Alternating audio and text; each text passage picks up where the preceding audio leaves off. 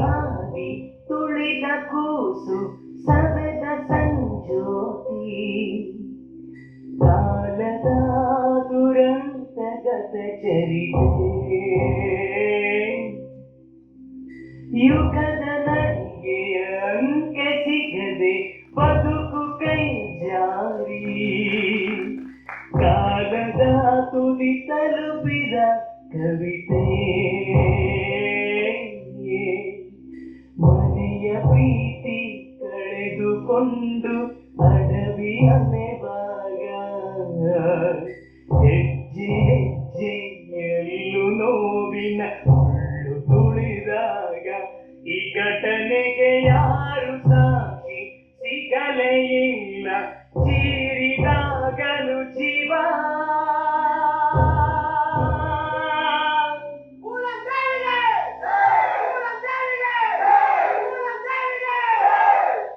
ಕೇಳೋರು ಯಾರು ಅನಾಥ ಉಸಿರಿನ ಶೋಕದ ರಾಗ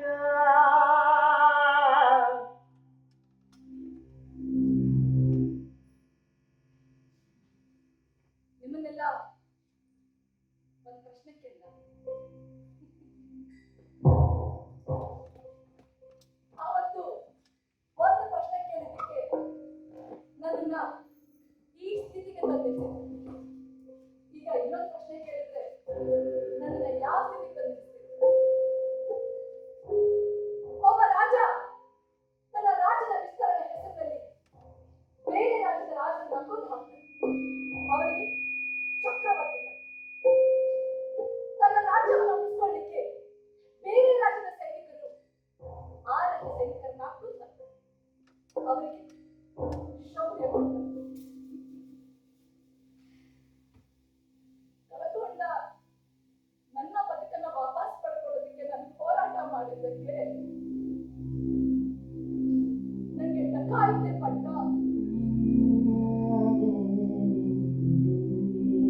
ನೀವು ಹೆಣ್ಣನ್ನ ಪರದಾದಷ್ಟು ನೋಡ್ತೀರಿ.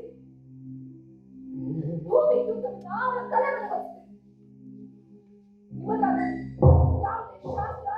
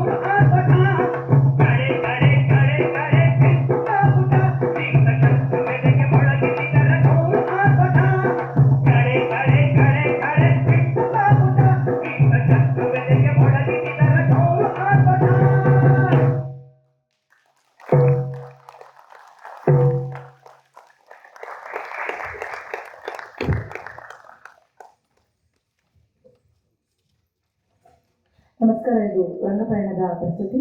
ಅಭಿನಯಿಸಿದ ಕಲಾವಿದರು ಶರತ್ ಬಹುಜನ್, ಕಿರಣ್, ಫಾಜಿಲ್, ಪುನೀತ್, ಸಂಜಯ್, ಶಿವಕುಮಾರ್, ರಾಕೇಶ್, ಗುರು, ಮುರುಡೇಶ್ವರ್, ಆಕಾಶ್, ಲಕ್ಷ್ಮೀರೆಡ್ಡಿ, ಉಷಿತಾ, ಶ್ವೇತಾ, ಪ್ರಣತಿ, ಸಮೃದ್ಧಿ, ರಸ್ಮಯ ಗೌಡ, ಚೇತನ ಪ್ರಸಾದ್, ಸಬಾಸ್ತಿ, ಭರತ್, ನಾಗ, ವಿಮಲ್, ಎಂಬ್ರೇಶ್, ಸುನಿಲ್, ಮನೋಜ್, ಸಿಂಚನ, ಶಿವಕುಮಾರ್, ಮಂಜುನಾಥ್, ಅಂಕುರ, ಶಿವರಾಜು, ದರ್ಶನ್. ನಾಟಕಕ್ಕೆ ಪ್ರಸಾದನ ಶ್ರೀಯುತ ಜಯರಾಜ್ ಹುಸ್ಕೂರು.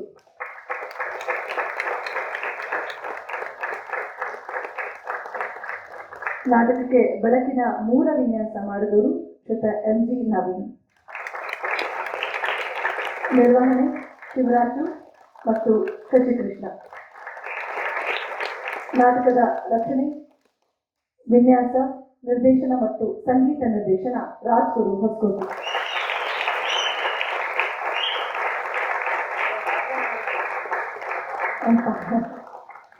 ಆ ಪಾತ್ರದ ಹೆಸರೆಲ್ಲ ಬರಲ್ಲ ಸರಿ.